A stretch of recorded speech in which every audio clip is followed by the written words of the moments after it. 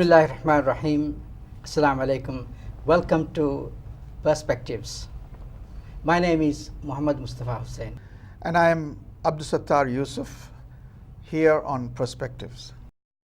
Musthafa, this topic we are going to talk about today has a big relevance to how we began our careers. We got into our workforce here in Maldives at a time when we had begun an influx of people into Maldives. 1970s, late 1970s, when we started tourism.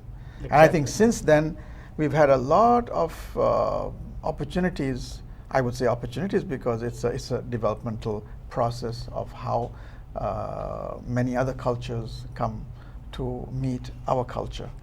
I think in that so was, doing, how do you see at that process? time we were seeing this as an important strength to the developmental activities the country was undertaking, because we did not have sufficient numbers of persons to carry out professional activities at a higher level, and therefore we have had people from other countries to visit here and work amongst us. That's right. So that becomes an important point for us to start thinking about how other cultures behave, how we have to deal with other human beings. And so today's program is on cross-cultural relationships. And you're watching Perspectives.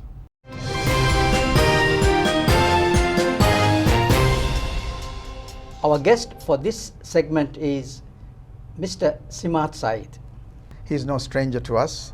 He's been in the area of environment and development for quite a long time, and he is a consultant on environment and social development. We are very pleased to have you here, Dr. Simad. Welcome to our program. Thank you for the invitation, and it's a great pleasure for me to be here with you. The subject we have chosen is something that all of us share in reality in our lives, which is cross-cultural relationships.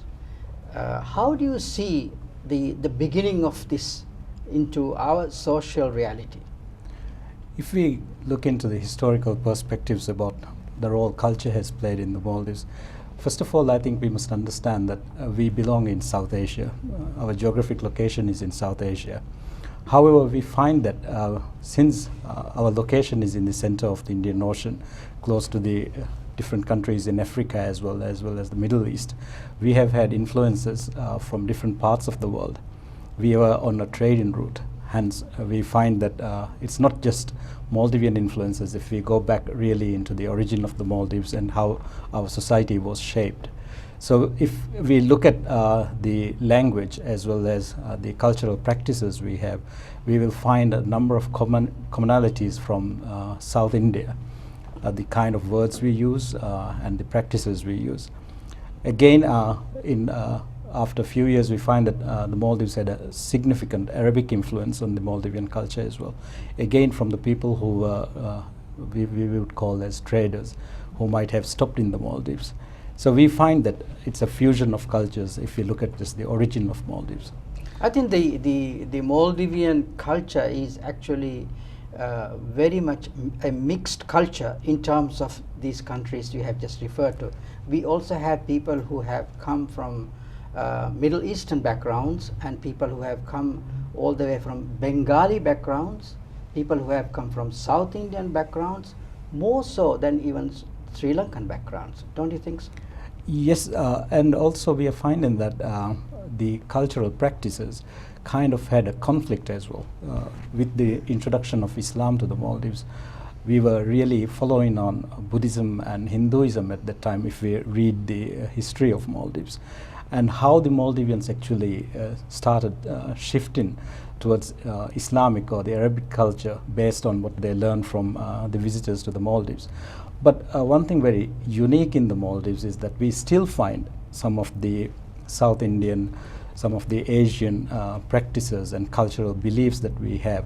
Even if we look into aspects like Pandita, what Pandit actually is and how we have practiced it may not have been an origin from Arabic culture, but maybe more to our Indian and Sri Lankan neighbors. Right. So tourism has been on for quite a while, although not in the same way as we saw it. So we've been having people visiting us and staying here and going on their way. I think there has been a movement from the Arab nations to Maldives. There has been a watering port, Maldives, and then from there you go to the Southeast Asian and Chinese ports. There have been evidence of that. So Maldives has been quite a melting pot of this, I would say, and so you can see from our language and everything. But let me say, taking another point of view, now in the modern era, we have this idea of globalization. So we have an influx of tourists, we have an influx of workforce, guest workforce, we have students going out to study, we have trade relationships, cultural exchanges, all these things. We are exposed to different value systems. And so in order for us to operate optimally, we have to understand these cultures and try to compromise or try to accommodate those, to say in a better way. How do you think we've been able to do that over these last 40 years or so? I think before we look into the last 40 years, it may be even important for us to step back and then look at the last 100 years or so. Mm-hmm. If we look at the last 100 years, it starts with the British military having a presence in the Maldives, both in the north and in the south. The south is more popular, I think, in terms of what has happened. They stayed longer. They stayed longer there. Yes. So we feel that until the 1976, there was a strong military presence in the south of Maldives by British Royal Air Force. So we find that the people in the south were exposed to the military discipline and military values. And perhaps that was the first exposure to foreigners staying and living in the Maldives, apart of course from the Portuguese presence that was there for about 17 years. But here we are looking at the presence for about 40 odd years of British presence since the First World War, Right. through the Second World War, and then until 1976 before they left. So we find that there is that cultural enough time influence, for that. cultural Exposure, influence, yes, exposure exposure. to European values or more towards the British values, especially the defense, the very strict disciplines that they ensured. Right. So that's, and after that we find that we got introduced to visitors who were coming here for very short periods and not really to interact with the Maldivian people as such, but perhaps to enjoy the underwater beauty, diving, snorkeling in the Maldives. Holiday makers. Holiday makers from Germany and Italy in the 1970s, I would say.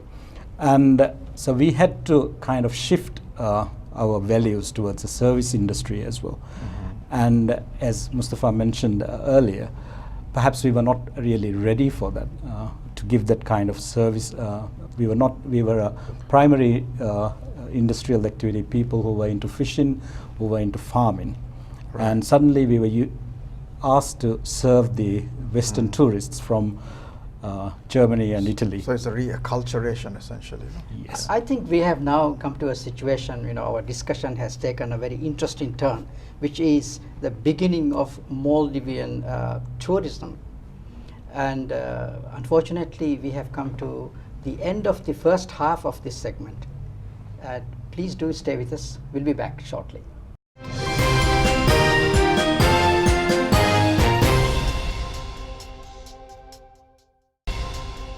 Welcome back to Perspectives. We have as today's guest Dr. Simad Saeed.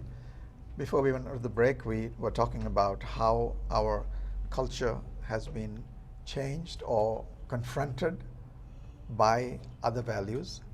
And so let's take it from there. I think since the 1960s, we've been having an influx of foreigners. Foreigners in the sense they've come as teachers, they have then come as tourists, and then we have our guest workers of today also. So these three groups have had differing relationships with us.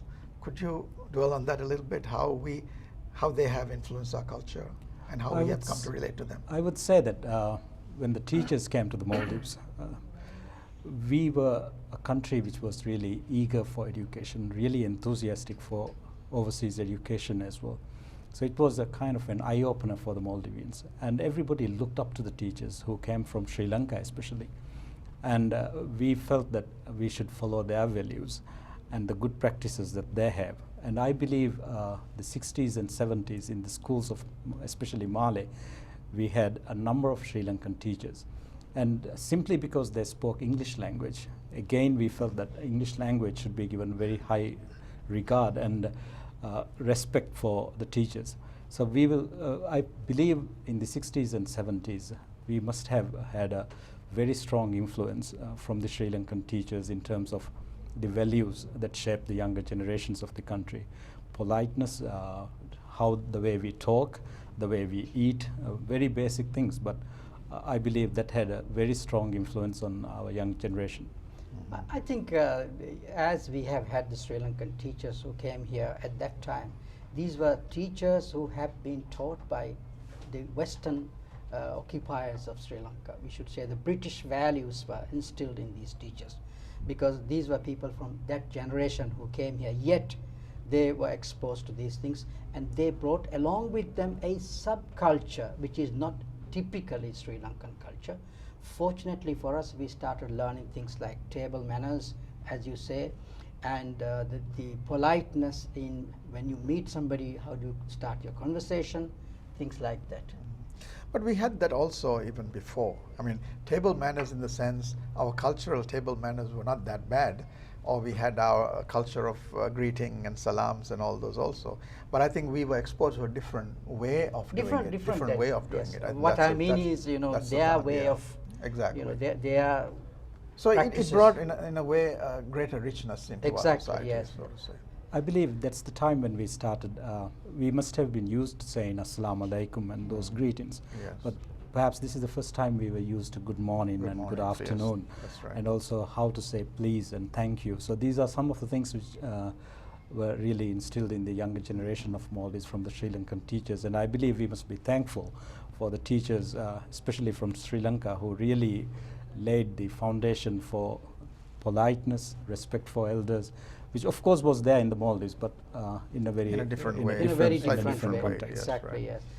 I think we should also take into consideration that we had our own culture, we had our values, but these things were not sort of cannot be classified as the result of intercultural relationships. And you are right, and I think we are focusing on to the time we started mixing with peoples of other cultures, ourselves here and ourselves, those of us who have gone abroad and lived in foreign countries and have studied and lived among other communities. All right. So there is another aspect also.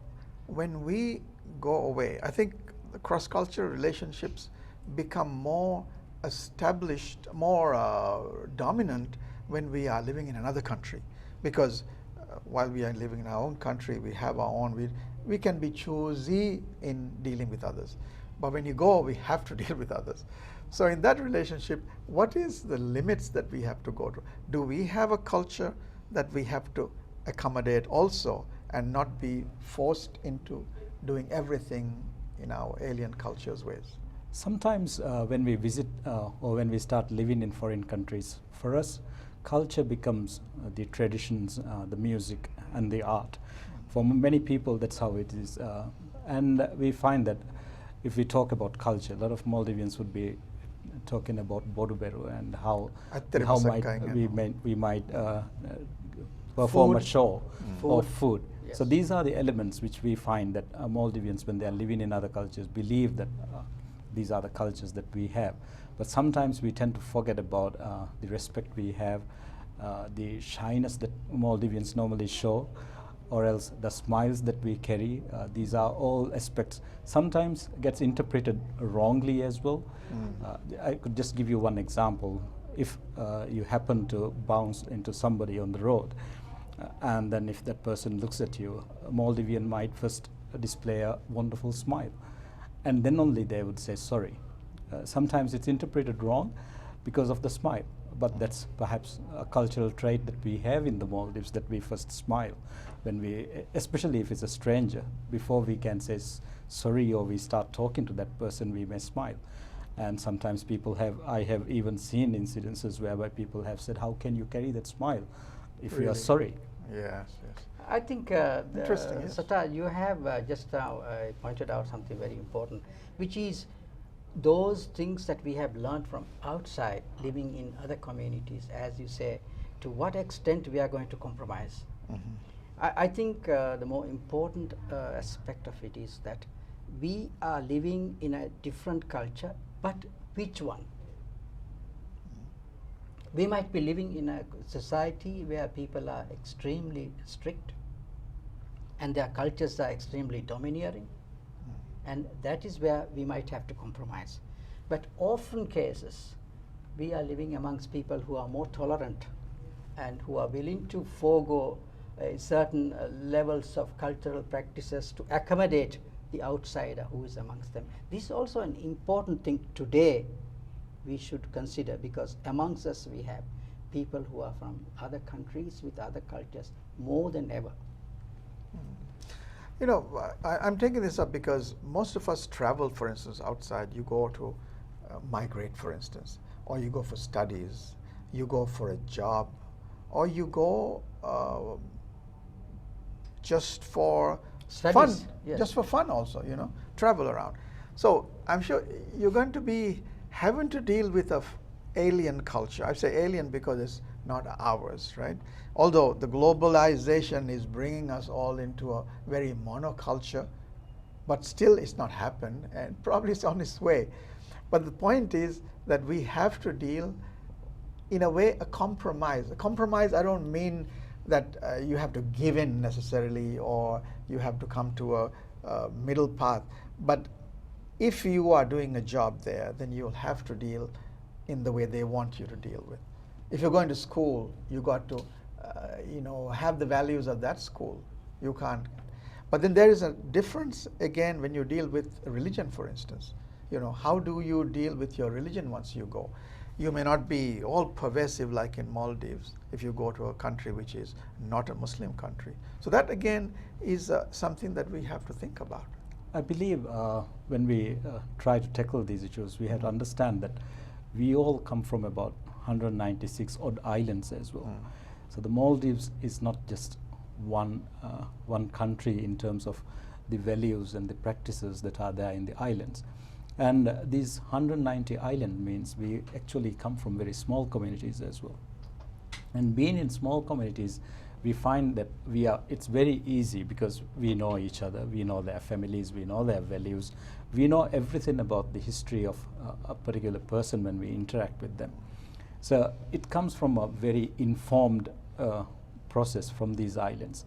And when we put ourselves in a nation of or a city of 1 million people, it's in the beginning it's very difficult because we had come from a very informed, easygoing process.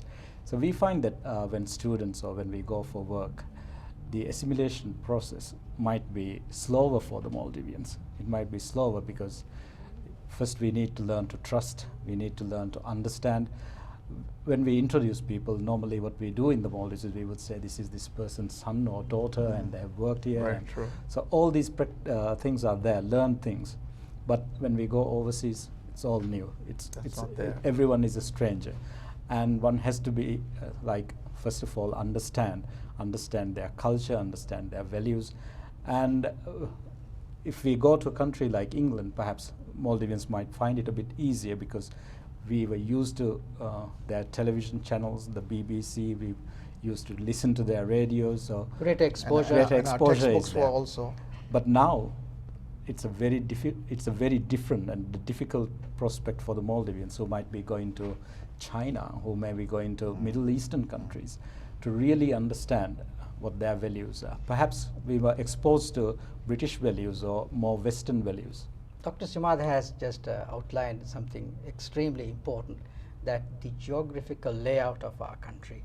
And there are also distinct differences between atolls to atolls in the way the subcultural behaviors, facets of people who are in this particular part of the country. Unfortunately, we have come to the end of this segment. We wish to thank you for being a part of this program and for your valuable contribution. Thank you so much. It was a pleasure. Thank you very much. It's been a pleasure having you, Dr. Simad.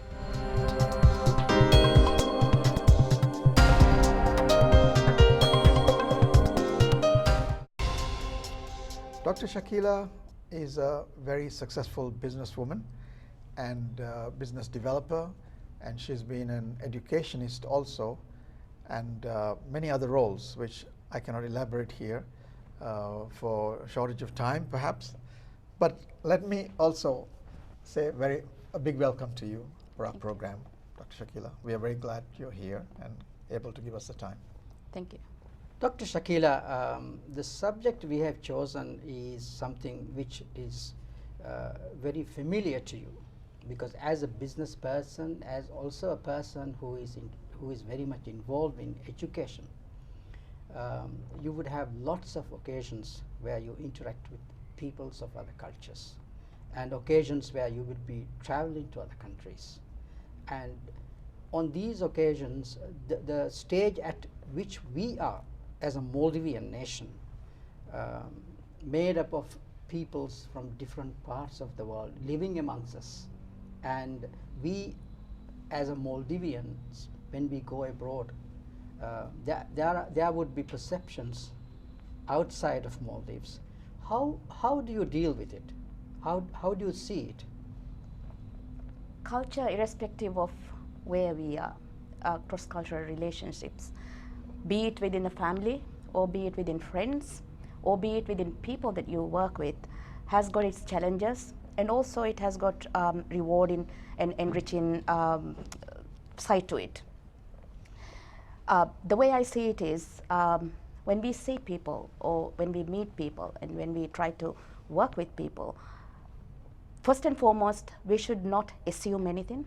We should not judge. We should not stereotype. That is, if you start stereotyping, for example, that's where you make a mistake. Very true, very true.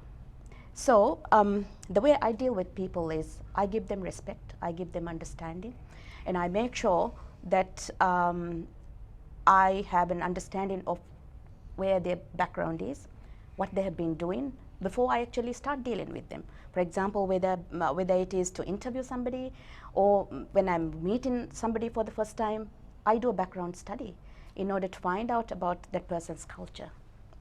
And that is how I deal with it. And then, so most of the challenges that I feel a lot of people struggle with are eliminated in many cases, in my case at least. I think that's a very valid point, isn't it? No, certainly she has to be, you have to be doing all that because you want to get the best people and the ones you can work best with. But can you elaborate a little more on what kind of attitudes and things that you find most alien to how we have been brought up, for instance? Not necessarily to say it's bad, but most challenging to accommodate.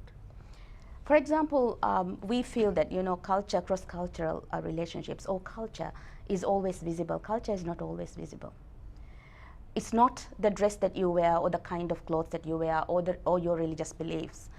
There's more to it, the way the person has been brought up. Like, for example, here in Maldives, we are brought up differently. We are brought up, at least when we look back into history, we are brought up with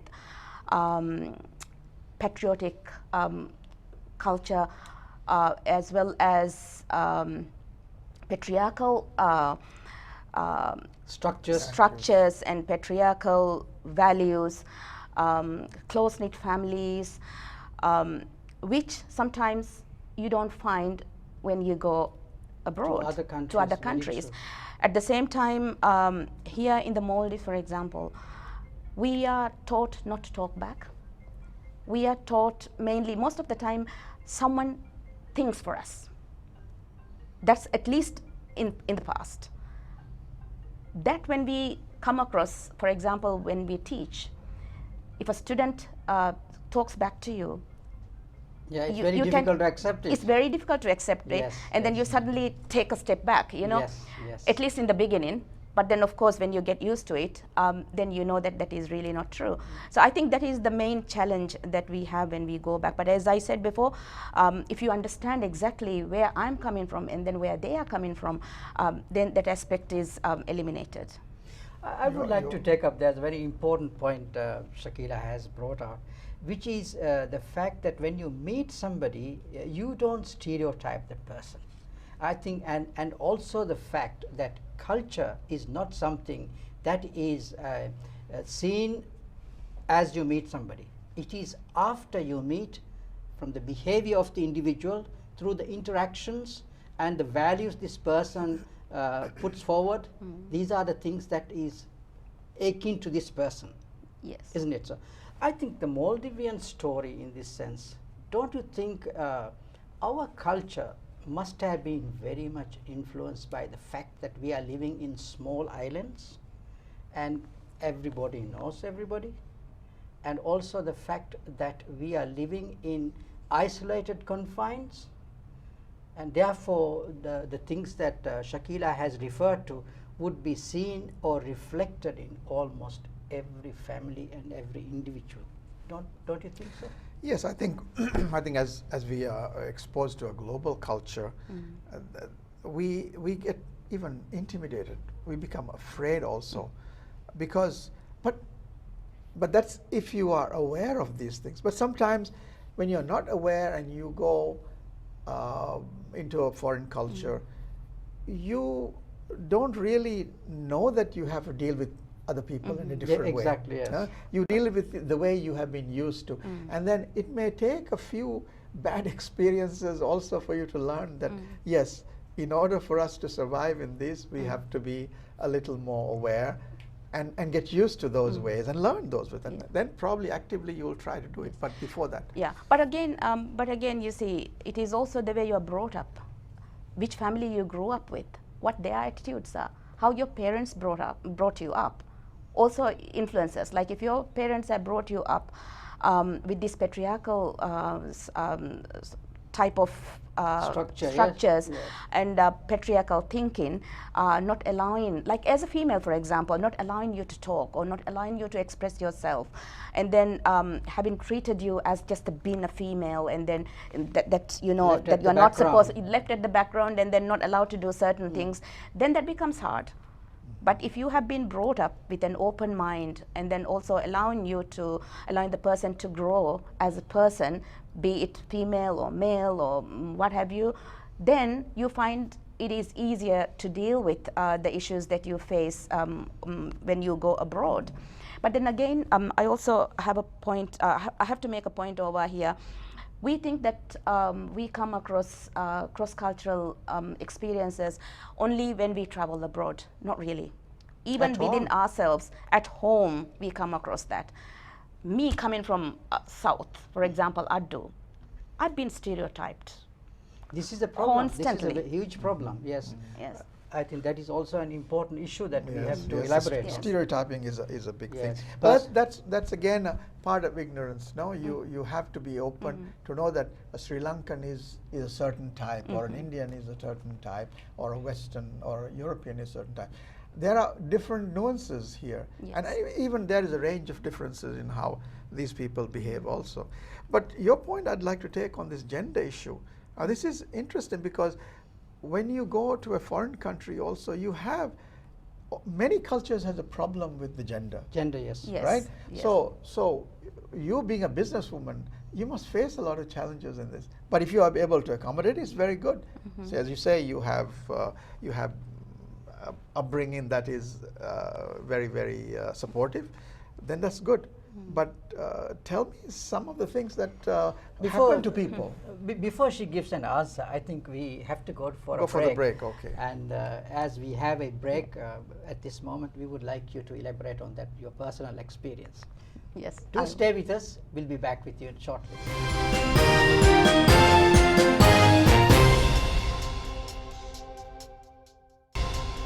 Welcome back to the program. Before we took a break, we were talking about the role of the ladies or the female gender in certain cultural situations. They are given a backseat, and very often when we travel to other countries, we are also meeting people who might have the same beliefs, or we are meeting people who have brought women and men to the same line. You must be seeing this in your life, in your interactions. How can you describe this to us? Actually, irrespective of where you have been born, irrespective of where you grew up, you still face this. The discrimination of gender, the misunderstanding that women are not capable to take up leadership roles. Women are not capable to do certain things, despite the fact that women have proven over the years that they are capable. Initially, like for example, let's start like a negotiator, and we start. And then if as a woman, if you are with some men, the other party tends to listen to the man rather than the woman until such time that the woman makes it a point that she has points, that she understands, Cannot she be knows defeated. exactly that she cannot be defeated. Up until such time, it's always men who tend to address this to men. But then again, this is happening all over the world, as I mentioned. I guess this is nobody's fault, but then if you go back in history, the way we were brought up, the way leadership, first of all, came because of the way they were living. Like, for example, let's go as far back as cave age. Yes. Men were the people who go out to do hunting. Yes, they were And the because gatherers. They were the gatherers, and then they also needed physical strength in order to do that, and the women actually stayed at home. The food And then makers. it developed that way, and then so much so that it was men who were out there to even to do work. And then so it became the work and leadership roles came to be associated as a male thing rather than a woman's woman's talent or a woman's skill. And then even to this day, if you look at it, we are being taught in schools using books that have been developed by men based on research done on men by men, and then applicable to men only. So any leadership characteristics, for example, like determination is associated not Conviction. with conviction, determination, stubbornness is associated with a male, and also this is associated with a leader. So That's very interesting point, yes. isn't it? Yes, but the point is how you have overcome that and become a successful businesswoman.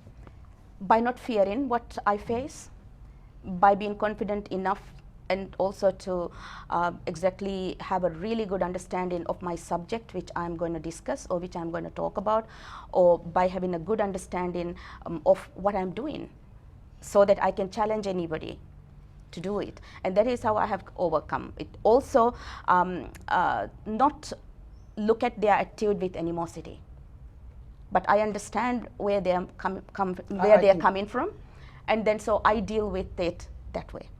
I talk to them. I make sure that they actually listen to me. I just don't give in. I think that's an important, very, very important point, in the sense over the years you have witnessed cultural behaviors towards women, and also certain behaviors of men amongst men, those who are not prepared for the subject when they have to discuss, and then you see them loose. As a woman, you would have come up with double armed, because Yes. first of all you find out the information, and so you can put the case forward. Why don't we also look at from the angle of a person who happens to be from a different culture, and if they are living amongst people of another culture, and if these cultural differences are becoming a major issue, how would you relate this to? Cultural differences are becoming a major issue even here in the Maldives, I would say. This tolerance level is extremely low, and I believe that is because of many issues. They think that they know too much, that, like for example, a Sri Lankan coming from Sri Lanka to start working over here, they tend to judge them. Again, as I said that when I began, I said that we should not stereotype, we should not judge them, we should understand them before we deal with them. But that is not happening over here.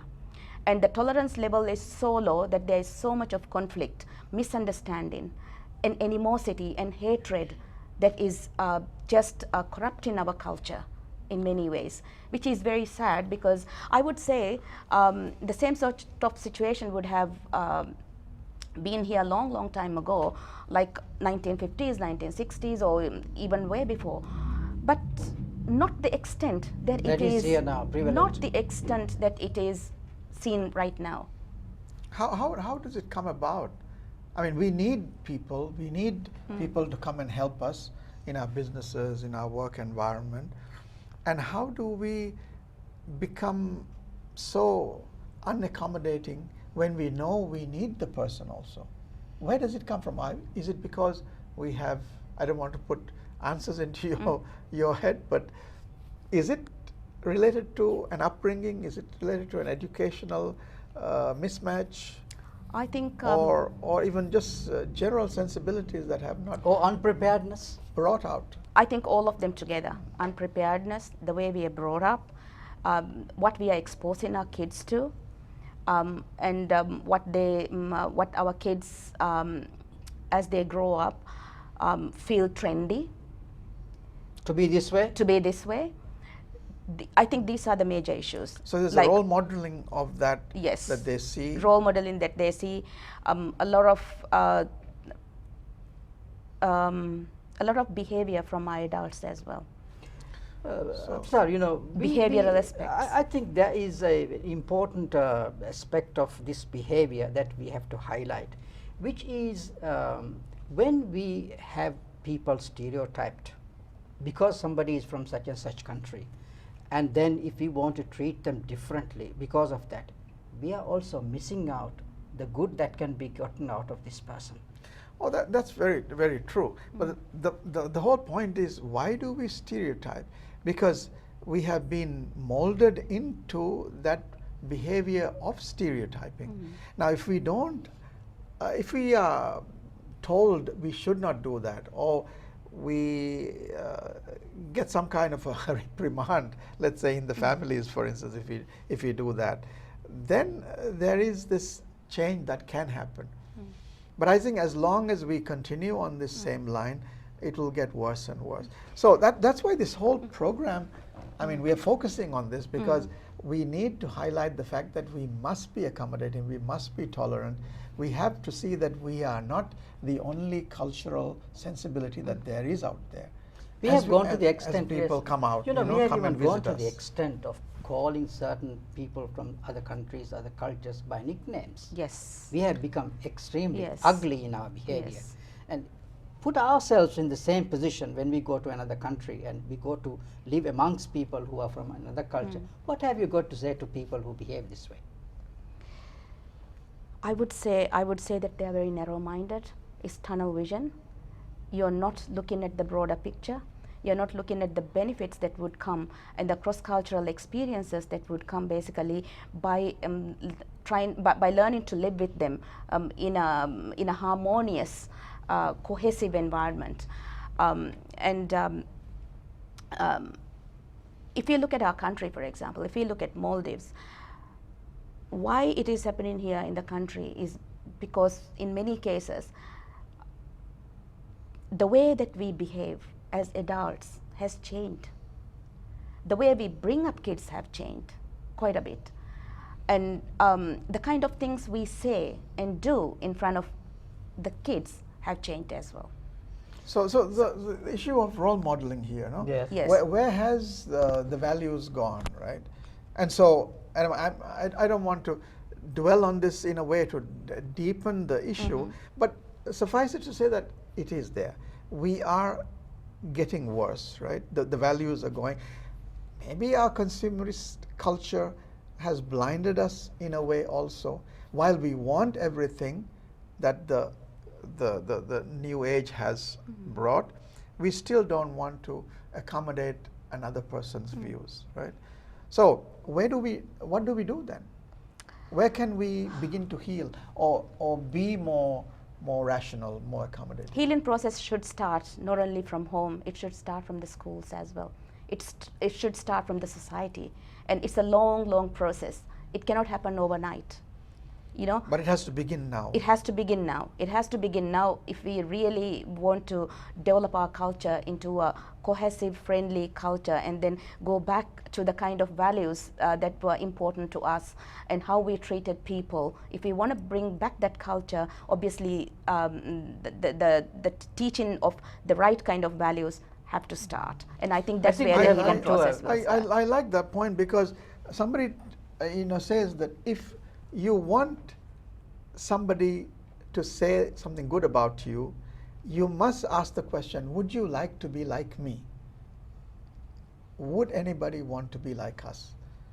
If they don't, then there must be something that we Sattar, have I to think change. we have Right. to unfortunately run out of time. Thank you We very have run out much of for time. We have run out of time. Dr. Shakeela sharing your time and your valuable insights to the subject. And I think we can go on talking about this because this is something very close to the social issues Fabric, that we are yes. dealing with. Yes. Thank you again, and thank you for watching us and listening to us. We Thank hope you. to see you soon. Thank you, Shakeela. Thank you very much for Thank you so much being for giving the here for that. opportunity. Yes, thank you.